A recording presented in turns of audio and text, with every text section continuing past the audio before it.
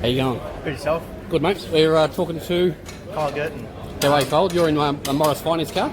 Yep, in the Morris Finance Trans Am, run by Garage One, here today. Yep. So tell us about how you're finding Bathurst, mate. Oh, look, I'm kidding myself. Slowly getting used to it. I've been here since 2019 in a Toyota 86. Yep. So yeah, 6.2 litre Chevy V8 that pushes out 525 horsepower. So it'll be a bit quicker around the track than the old 86. About 30 seconds quicker. How do they handle compared to the 86? They're not as loose. It depends on the setup.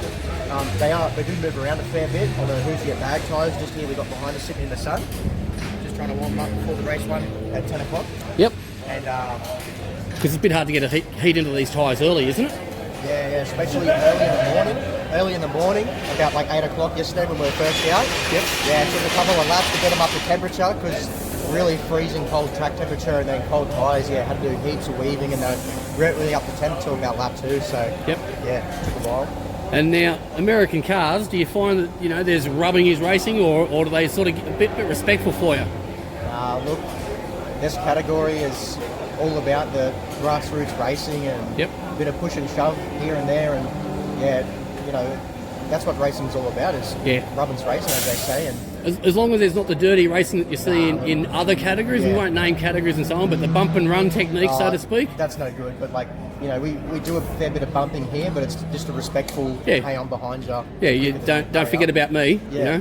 So there's a bit of that goes on, and a bit of door rubbing, but there's nothing. It's all respectful in regards, and no one's just punching each other off.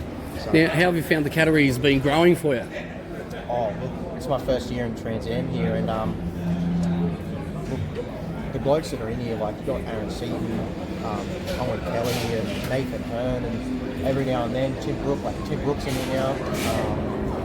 There's just big names popping up everywhere, and you've got the old blokes who are having an awesome time here, and they're just as much competition as everyone else, and it's just an awesome category, and it seems to be growing as the category moves on. Yep, that's good to hear. Yeah. So do you find that there's a bit of support for you as far as setup and stuff like that if you need it?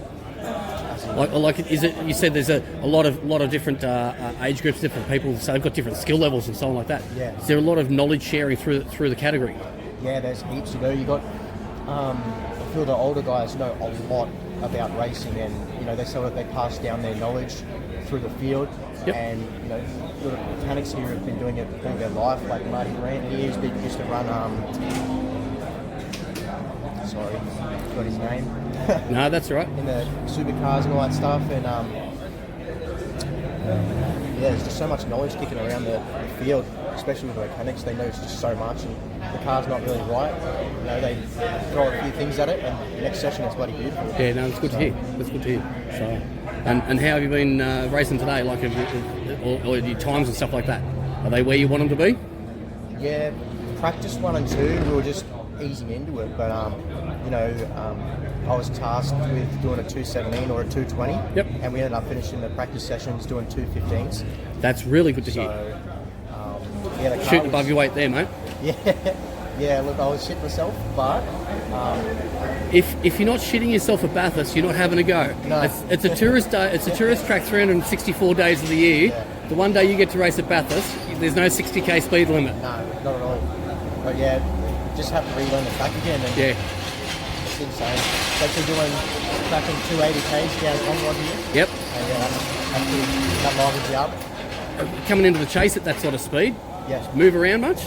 Yeah, a couple of times I've come into the chase and I wasn't braking, I was just trying to make it through there with a bit of throttle. Yep. And as I've sort of turned her in, the rear started getting a bit loose and started to try and come around on me. Yep. But other than that, it's just a small sort of raise of the brake and then try and power through the chase. Mm-hmm. Speaking of cornering and stuff, how's your turning and stuff like that, especially for the little kink before the cutting? Yep. And coming through the tree where Kevin Bartlett rolled his tyre off his rim? Yeah. How do you find turning around the more subtle areas of the track where you need that little bit of finesse? Oh, look, these things, if you get a good setup on them, they do grip up quite well. Like, everyone talks about the Who's Your tyres moving around like way too much and you move around a bit. But with the different tyre pressures and stuff like that in the car, they do still move around. Yep. But not as much as people like to lead on. Like, they are a bit squirrely in the rear end, but you know, you can always turn that down with setup and stuff like that. But yeah, they do load up and they do grip quite well. So they are quite nimble. You know, like Aaron Seaton on fresh greens yesterday pumped out at 211.2. That's getting close to supercar speed. Yeah, that's quick. And that would probably be faster than some of the supercars teams. Yeah. So they aren't slow machines, and when you hook them up right, they are bloody quick. Yeah, no, it's good to see. Well, mate, I really do wish you luck. All the best with this season. Thank you very much. And we'll talk to you again soon. Thank you very much. Thanks, mate. Catch up.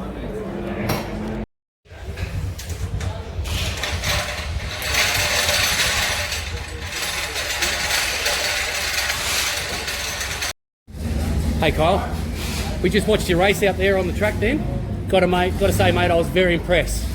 Yeah, we fixed the issue with the Mustang yesterday, Arvo, and she's all run sweet now, and did a few things with the car and found a fair bit of time and a bit more commitment on the top of the hill. So, and yeah, finished the race this time, so it's really good. That's always a good start, but when you said you found a bit more time, I noticed the timings and everything like that.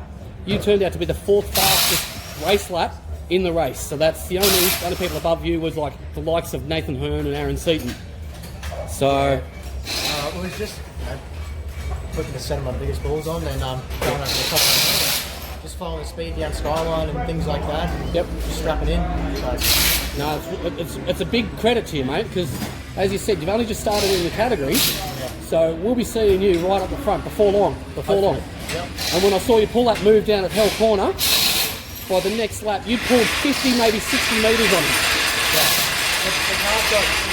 The car's got great straight line speed in it, and especially the toe in this car. In these cars, once you're behind each other, you just rocket past in the toe. So probably, look, I want to see the footage. I haven't seen the footage yet, but probably easy 280. Yeah, I believe that. So, no, mate, excellent to see you going. Thank you. I'll talk to you again soon, no doubt. Sure. Thanks, Kyle.